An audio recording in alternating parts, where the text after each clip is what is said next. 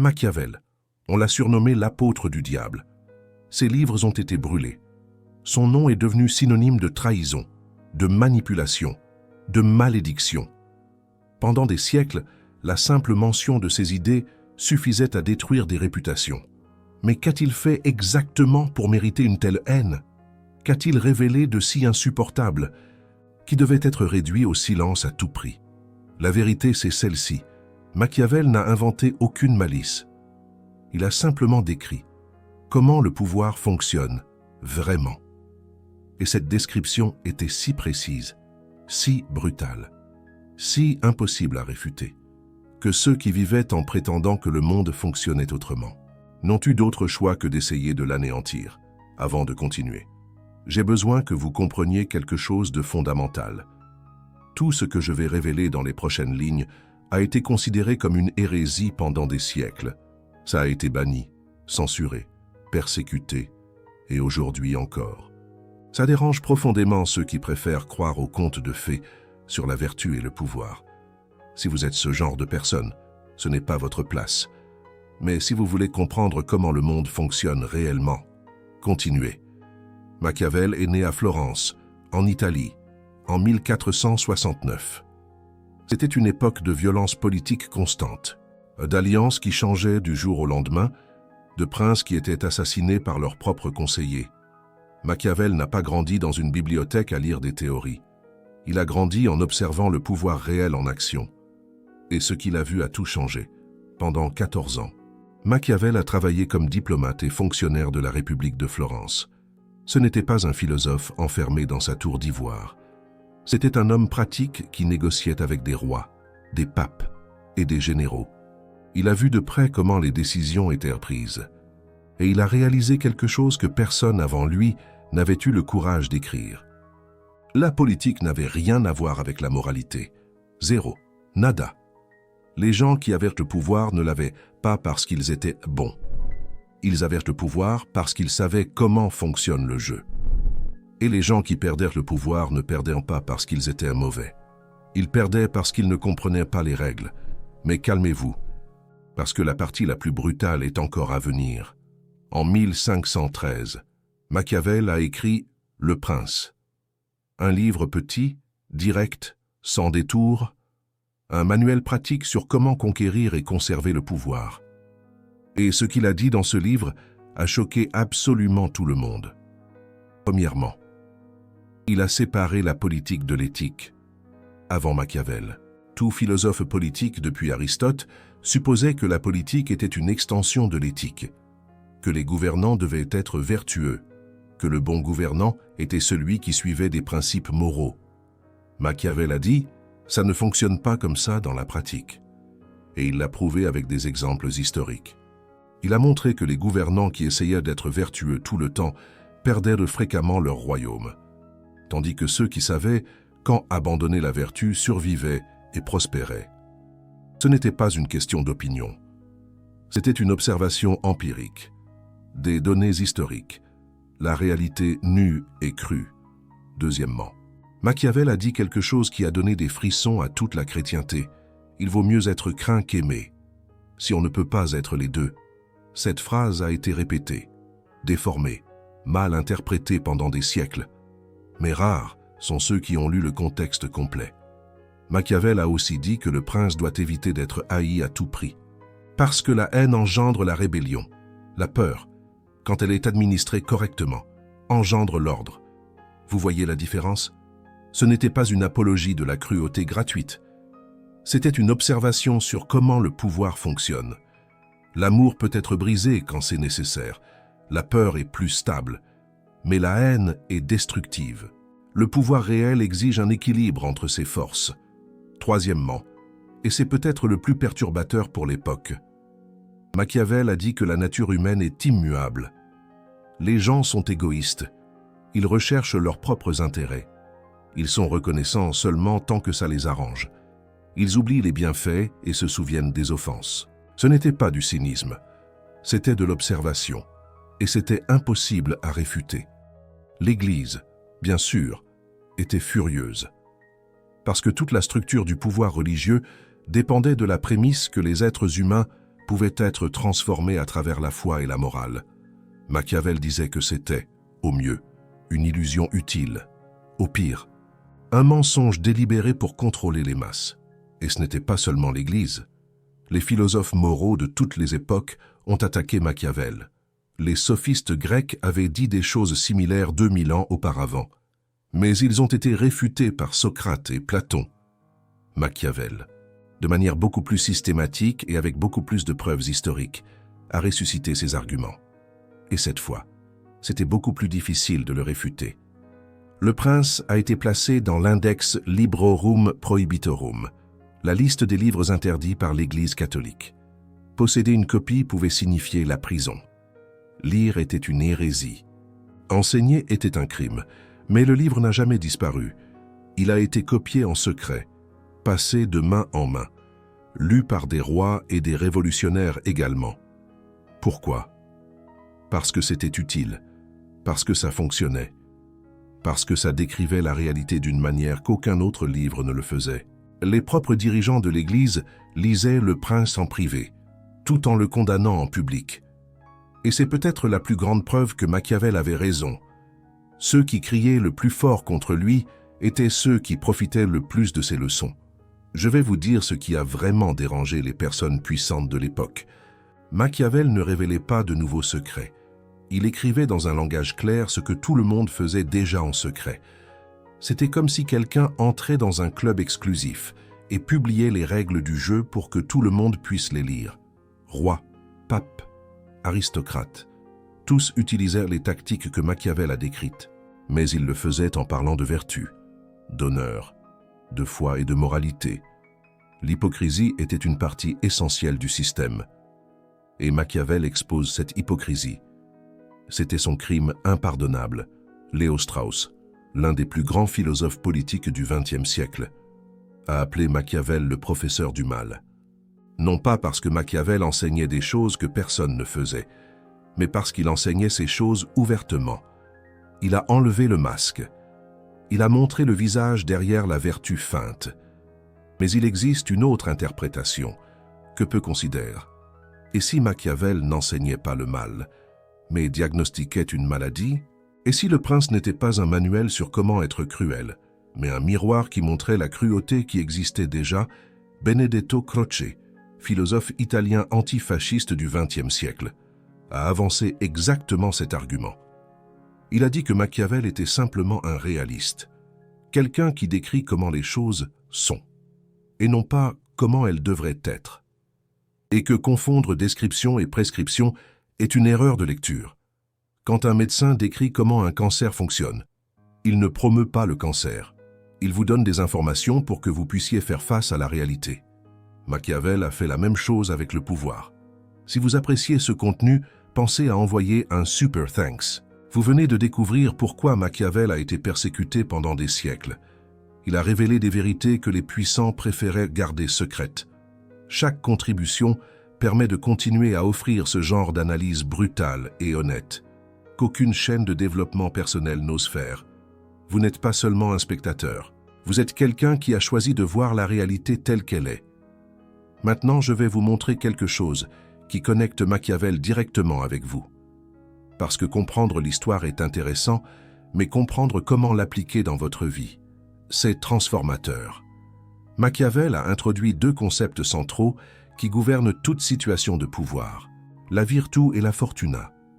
La vertu n'est pas la vertu au sens moral, c'est la capacité d'agir. C'est avoir l'habileté, le courage et la flexibilité pour faire ce qui doit être fait quand la situation l'exige. La fortuna, c'est le hasard, les circonstances, ce que vous ne contrôlez pas. Il disait que la vie est comme un fleuve. Quand le fleuve est calme, vous pouvez préparer des digues, des canaux, des barrages. Mais quand la crue arrive, elle arrive. Ce qui détermine si vous survivez ou si vous coulez. Ce n'est pas combien vous avez prié ou combien vous avez été vertueux au sens traditionnel. C'est combien vous vous êtes préparé, combien vous avez développé votre vertu. Cela change complètement la façon de voir le monde. Au lieu de blâmer la malchance pour les échecs, vous demandez « Qu'aurais-je pu faire pour être mieux préparé ?» Au lieu d'attribuer le succès au mérite moral, vous demandez « Quelles capacités ai-je développées qui m'ont permis de saisir cette opportunité ?» Il est important de comprendre que la vertu pour Machiavel n'avait pas de connotation positive ou négative automatique. C'était simplement la capacité. Un voleur habile a la vertu, un général victorieux a la vertu, un négociateur brillant a la vertu. La moralité de l'usage est séparée de la capacité en elle-même. Cela perturbait profondément les moralistes de l'époque.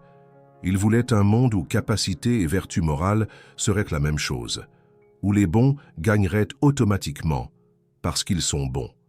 Machiavel a montré que la réalité ne fonctionne pas ainsi. Les bons perdent fréquemment exactement parce qu'ils refusent de développer les capacités nécessaires pour gagner. Pensez à combien de personnes talentueuses vous connaissez qui n'ont jamais atteint leur potentiel. Non parce qu'ils manquaient de talent, mais parce qu'ils manquaient de compréhension de la façon dont le jeu fonctionne. Elles avaient la matière première, mais elles n'avaient pas la vertu pour la transformer en résultat. Machiavel vous force à envisager une vérité inconfortable. Le talent ne suffit pas. La bonté ne suffit pas. Le travail acharné ne suffit pas. Vous avez besoin de capacités stratégiques. Vous avez besoin de vertu. Machiavel disait quelque chose de révolutionnaire. Vous avez plus de contrôle que vous ne le pensez. Mais pas de la façon dont on vous l'a enseigné. Le contrôle ne vient pas d'être bon. Il vient d'être capable. Il vient de comprendre les règles du jeu et de le jouer mieux que les autres. Mais attendez, parce qu'il y a un point crucial que presque tout le monde manque. Machiavel n'était pas amoral. Il avait un code moral. Il croyait en la liberté républicaine, au bien commun, au patriotisme. Son livre le plus étendu, Discours sur la première décade de Tight Live, défend la République comme forme supérieure de gouvernement. Il n'était pas un défenseur de la tyrannie. C'était un réaliste qui comprenait que même les républiques ont besoin de pouvoir pour survivre. Ce que Machiavel rejetait, c'était la moralité comme masque pour l'impuissance. La personne qui dit « je ne veux pas de pouvoir parce que le pouvoir corrompt » dit fréquemment « je ne peux pas obtenir le pouvoir, alors je vais faire semblant de ne pas le vouloir ». C'est du ressentiment déguisé en vertu. La personne véritablement morale, selon Machiavel, est celle qui comprend comment le pouvoir fonctionne et choisit de l'utiliser à des fins qu'elle considère comme nobles.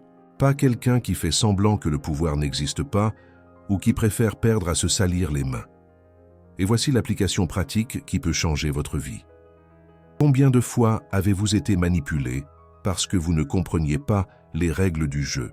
Combien de fois avez-vous perdu des opportunités parce que vous suiviez un code moral que vos concurrents ignoraient complètement? Combien de fois avez-vous été trahi parce que vous avez cru à la sincérité feinte de personnes qui ne faisaient que poursuivre leurs intérêts? Machiavel vous libère de cette ingénuité, non pour que vous deveniez cruel, mais pour que vous ne soyez pas une victime. Connaître comment le pouvoir fonctionne, c'est de la défense, pas une attaque, c'est une armure, pas une arme. Il y a une phrase qui résume parfaitement cette idée. Si vous n'avez pas une place à la table, vous êtes au menu. Les personnes qui refusent de comprendre les dynamiques de pouvoir n'échappent pas à ces dynamiques. Elles deviennent simplement des pièces dans le jeu d'autres personnes, des pions, des instruments pour les objectifs de ceux qui comprennent comment le plateau fonctionne. Machiavel offrait une mise à niveau, de pion à joueur, d'objet à sujet, de celui qui subit les conséquences à celui qui influence les résultats. La question est, voulez-vous continuer à être déplacé ou voulez-vous commencer à bouger? La résistance à Machiavel vient souvent de personnes qui ont déjà été vaincues par le jeu et ont préféré rationaliser la défaite comme supériorité morale. Il est plus confortable de dire « j'ai perdu parce que je suis trop bon pour jouer sale » que d'admettre « j'ai perdu parce que je n'ai pas compris les règles ». Mais le confort ne change pas les résultats. Le confort ne fait que prolonger l'impuissance. Je vais vous donner un exemple moderne, l'environnement corporatif. Tout le monde sait que les promotions ne vont pas nécessairement à ceux qui travaillent le plus ou qui sont les plus compétents. Elles vont à ceux qui comprennent la politique du bureau, qui savent se faire voir, qui construisent des alliances stratégiques. C'est machiavélique, bien sûr, c'est mal. Ça dépend de comment vous l'utilisez. Vous pouvez utiliser cette connaissance pour piétiner les autres et grimper à tout prix. Ce serait la version déformée. Ou vous pouvez utiliser cette connaissance pour garantir que votre travail soit reconnu, que vos contributions soient visibles, que vous ne soyez pas exploité par ceux qui jouent le jeu pendant que vous faites semblant que le jeu n'existe pas. Machiavel disait que celui qui désire la paix doit se préparer à la guerre. Celui qui veut être bon doit comprendre comment les méchants opèrent. L'ignorance n'est pas une vertu, c'est de la vulnérabilité. Maintenant, je vais révéler quelque chose que la plupart des vidéos sur Machiavel omettent parce que c'est trop incommode. Des études modernes en sciences politiques et en psychologie confirment beaucoup des observations de Machiavel. Des chercheurs de Cambridge ont étudié ce qu'ils appellent la moralité du pouvoir et ont découvert que les leaders efficaces opèrent fréquemment dans une zone grise morale. Non parce qu'ils sont des personnes mauvaises, mais parce que la réalité exige des choix que les théories morales simples ne parviennent pas à résoudre. Une étude de 2025 analyse comment le réalisme politique de Machiavel s'applique à la gouvernance moderne, à la diplomatie et à la gestion de crise. Les auteurs argumentent que son emphase sur l'adaptabilité, la gestion des perceptions et l'action décisive dans des conditions imprévisibles parle directement aux défis du XXIe siècle. Cela signifie que Machiavel avait raison? Pas nécessairement en tout, mais cela signifie qu'il observait quelque chose de réel, quelque chose que les systèmes moraux conventionnels préfèrent ignorer parce que c'est inconfortable. La question qui se pose alors est la suivante. Préférez-vous le confort d'une illusion ou l'utilité de la vérité? Il y a une ironie historique intéressante ici. Machiavel a écrit pour des princes, mais ses plus grands fans au fil de l'histoire ont été des révolutionnaires. Napoléon a étudié Le Prince de manière obsessive. Les pères fondateurs américains connaissaient ses œuvres. Lénine citait Machiavel. Pourquoi? Parce que pour changer les systèmes de pouvoir, vous devez d'abord comprendre comment le pouvoir fonctionne. La gauche et la droite, les conservateurs et les progressistes, tous peuvent trouver quelque chose d'utile chez Machiavel. Parce qu'il ne promouvait pas une idéologie spécifique, il décrivait des mécanismes qui fonctionnent indépendamment de l'idéologie. Le pouvoir, c'est le pouvoir. Les tactiques qui fonctionnent pour un roi, fonctionnent pour un révolutionnaire.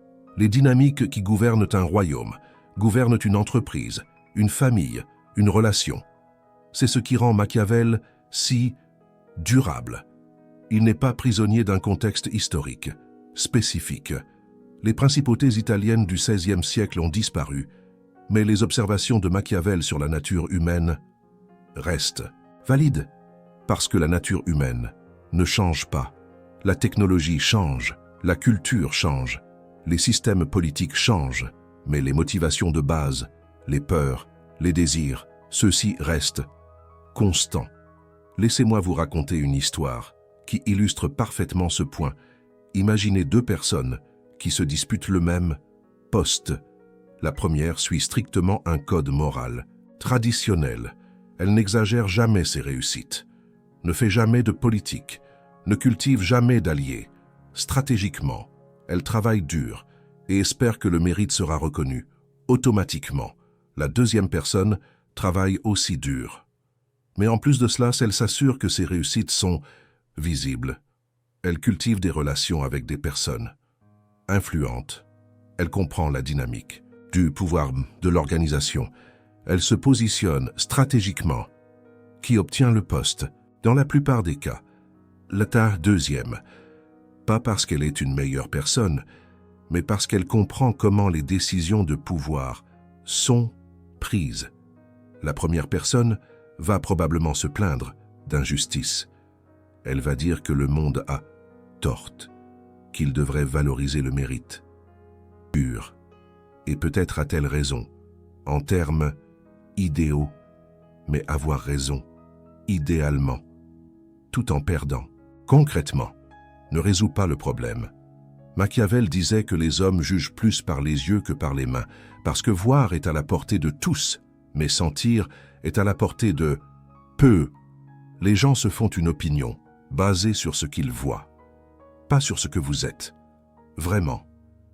Contrôler la perception fait partie du jeu.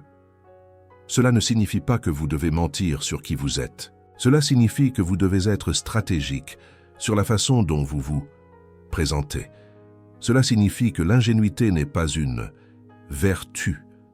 Cela signifie que comprendre la psychologie humaine est une compétence nécessaire, pas un signe de manque de caractère.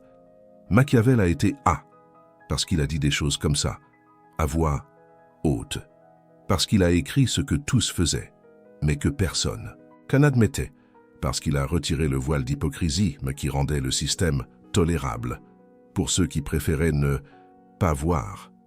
Il est intéressant de noter que Le Prince a été dédié à Laurent de Médicis, membre de la puissante famille qui avait exilé Machiavel et l'avait torturé. Certains interprètent cela comme une tentative de Machiavel de regagner une faveur politique. D'autres y voient une satire, une façon d'exposer la cruauté des princes, tout en faisant semblant de les louer. Cette ambiguïté fait partie de l'héritage de Machiavel. Il n'a jamais été facile à catégoriser. Républicain qui a écrit un manuel pour des princes. Patriote qui a été accusé de trahir sa ville, humaniste qui a décrit la cruauté, cliniquement, moraliste qui a séparé la politique de l'éthique. Peut-être que cette complexité est le point. La réalité est complexe. Les personnes qui tentent de la simplifier en catégories de bien et de mal finissent par ne comprendre ni l'un ni l'autre. Et voici quelque chose qui va vous surprendre. Quentin Skinner, l'un des plus grands historiens de la pensée politique vivant, soutient que Machiavel n'était pas aussi radical qu'il n'y paraît. Il montre que Machiavel conseillait de s'écarter de la moralité conventionnelle, seulement en dernier recours, que le prince doit faire le bien s'il le peut, mais doit être préparé à commettre le mal, si nécessaire. C'est beaucoup plus nuancé que la caricature de Machiavel. Comme apôtre du mal, il ne disait pas d'être cruel, toujours. Il disait d'être stratégique, d'évaluer les situations individuellement, de ne pas s'accrocher aveuglément à des principes qui peuvent vous détruire dans des circonstances spécifiques. Pensez à la défense personnelle. La moralité conventionnelle dit que la violence est mauvaise. Mais si quelqu'un vous attaque ou votre famille, la violence défensive n'est pas seulement permise, elle est nécessaire. Machiavel faisait le même argument. À une échelle politique, il y a des moments où suivre les règles morales conventionnelles mène à des résultats pires pour tous. Dans ces moments, le leader responsable doit être capable d'agir en dehors de ces règles. La différence entre Machiavel et un sociopathe est exactement celle-ci, le contexte et le but.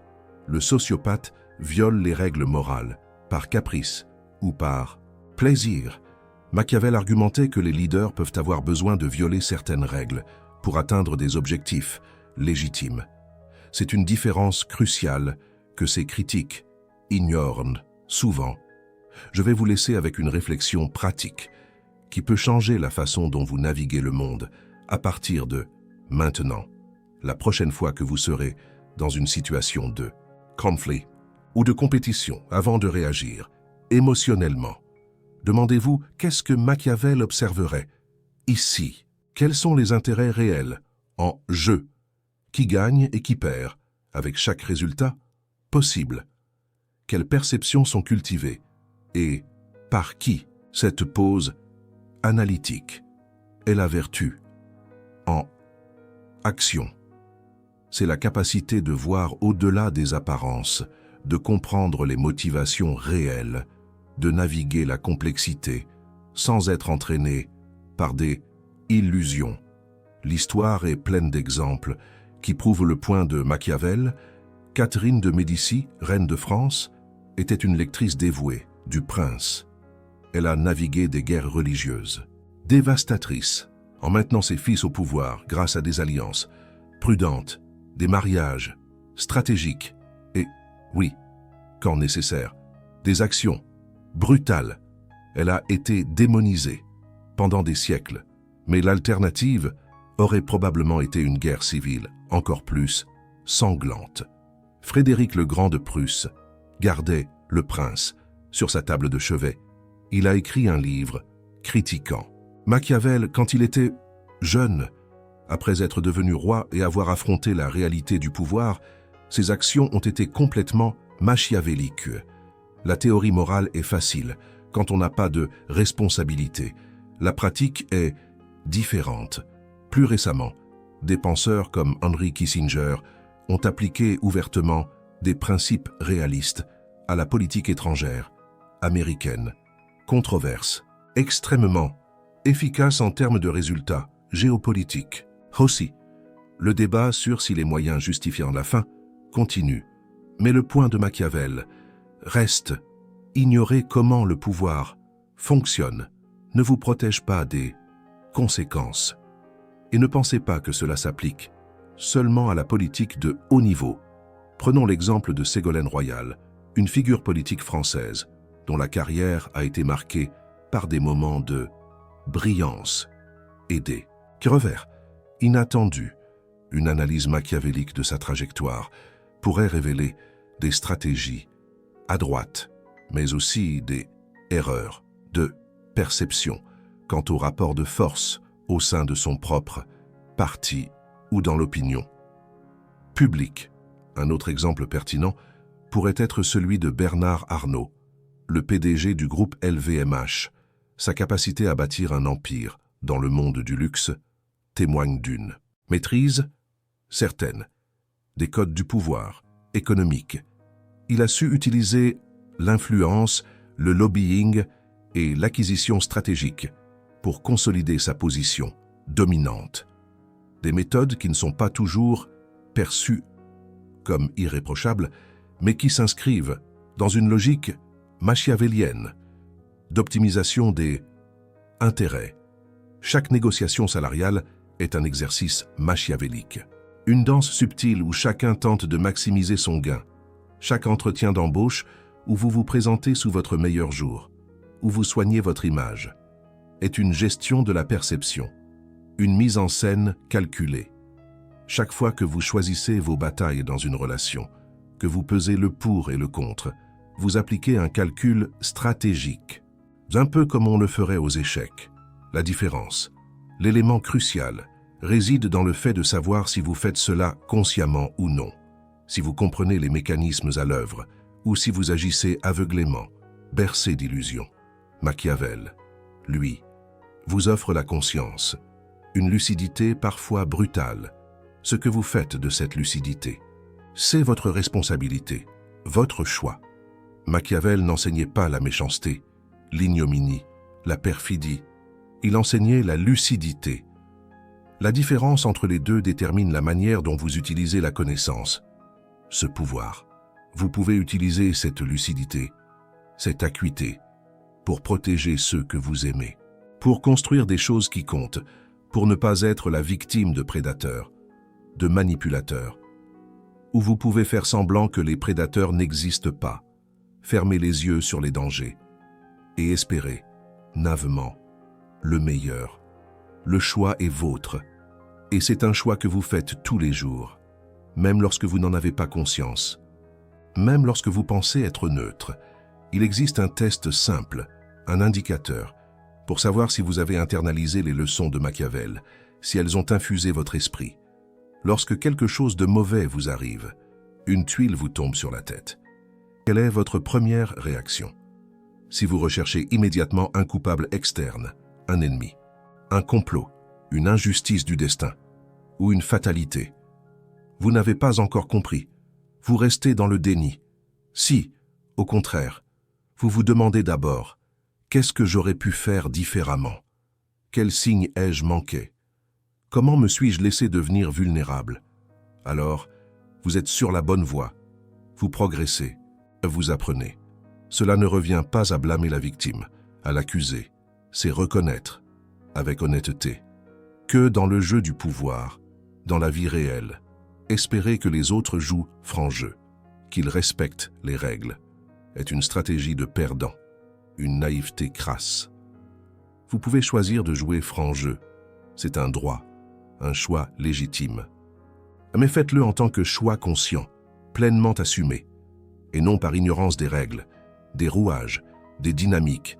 Machiavel a été odié, vilipendé, décrié, parce qu'il a ôté le voile des yeux de ceux qui préféraient ne pas voir, de ceux qui se complaisaient dans l'illusion, mais pour ceux qui ont le courage d'affronter la réalité. Sans phare, il offre quelque chose de valieux, d'incomparable, une carte du territoire réel, du monde tel qu'il est, et non une projection fantasmée, un conte de fées. Et c'est dans le territoire réel que vous vivez, que vous évoluez. C'est à travers le territoire réel que vous devez naviguer, tracer votre chemin, les règles du monde.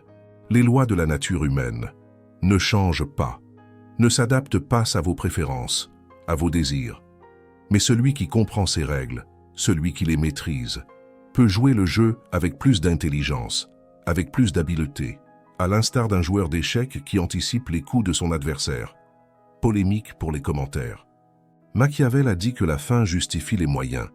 Êtes-vous d'accord avec cette affirmation, cette maxime?